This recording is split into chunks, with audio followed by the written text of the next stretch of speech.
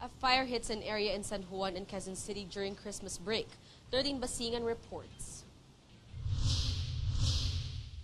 Christmas is supposed to be a time to relax and enjoy, but for some families here in San Juan, December 25 seems to be one of the most unhappy days of their year due to a fire that hit their neighborhood. Ito, mga yero lang titira, itong baitang. Talagang, talaga, tupok na tupok talaga lahat. Medyo mahirap dahil nga wala kaming bahay. Ano namang plano nyo sa nangyari ngayon? Pasko pa naman at magbabagong taon. Dito na talaga kami sa tawag dito? Evacuation center. Evacuation center, papasko at magbabagong taon.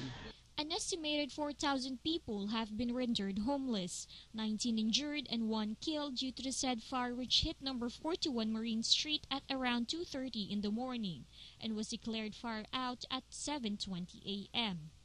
San Juan Fire Department Head Chief Inspector Gilberto Dolot said the fire was caused by an unattended candle owned by a certain Francisco Paulete and was being rented by Ed Dolin Borja.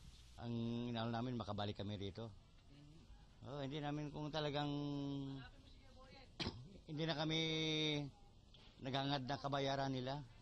O babayaran, basta ang handa namin ito, makabalik lang ito sa lugar namin. Sana nga bigyan kami ng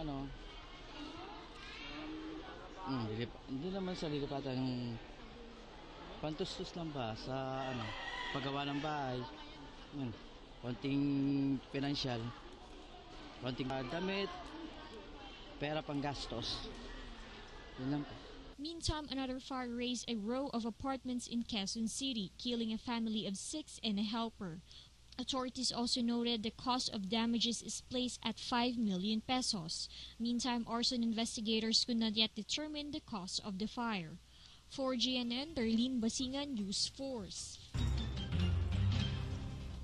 Government Chief Negotiator Alexander Padilla said the Aquino administration is hoping the communist groups will not violate the declared ceasefire, which will end on January 15.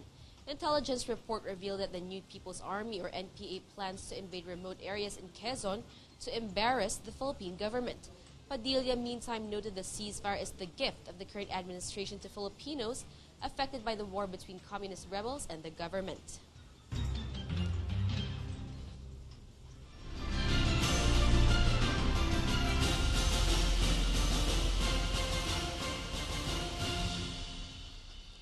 The Philippine National Police or PNP has planned security measures for the 2013 polls amid Christmas celebrations to ensure the safety and fairness of the 2013 elections. PNP Chief Negotiator General Alan Purisima started to meet with 7 of the 15 police commanders of provinces declared high risk. Purisima continues to implement his directive to draw out house visitations as part of security plans to check loose firearms and firearms with expired licenses. Other actions taken were checkpoints, Oplan Sitay or Oplan Bakal, reshuffle of PNP personnel, police community dialogues, recall of security personnel for politicians, accounting of wanted persons, and judicial audit of provincial jails. According to the Commission on Elections, the shortened list of partyless groups running for the 2013 polls will save the government millions of pesos. Here is the report. The shortened list of partyless groups running on the 2013 elections will benefit the country in 2 ways. First, it will save the COMELEC millions of pesos from ballot paper, and second, it will benefit voters who no longer have to deal with lengthy ballot papers. The 2010 poll saw a ballot 26 inches long, primarily because 187 partyless groups joined the elections. With 269 groups disqualified this year, only 83 organizations so far have been certified to run in the next elections. 52 of these got a status quo ante from the Supreme Court, meaning their disqualification is not yet official.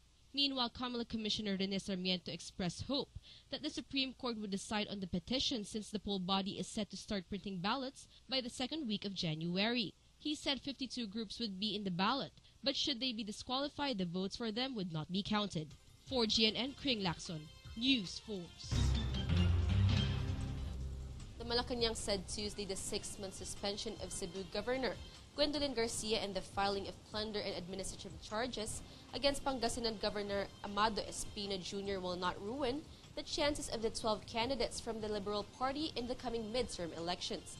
Deputy Presidential Spokesperson Abigail Valtes said LP candidates will carry on their own as the said issues are not of the voters' concern.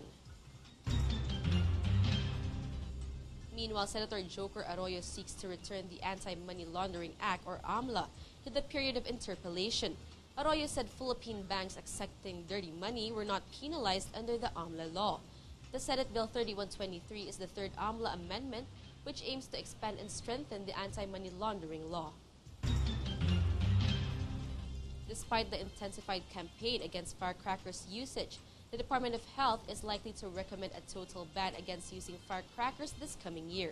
Health Assistant Secretary Eric Tayag said the suggestion came after they saw a continuous rise in the number of victims of firecracker explosion days before the year 2012 ends. DOH already recorded 44 firecracker victims, which is higher than the number of victims during the same period last year. Bohol's 2nd District Representative Erico Aumentado passed away last Christmas Day.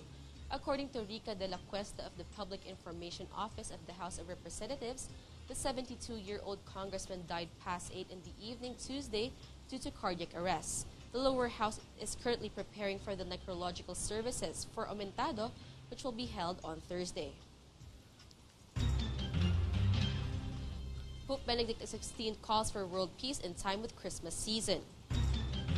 Aquino visit Pieder for Metro Manila Film Fest 2012.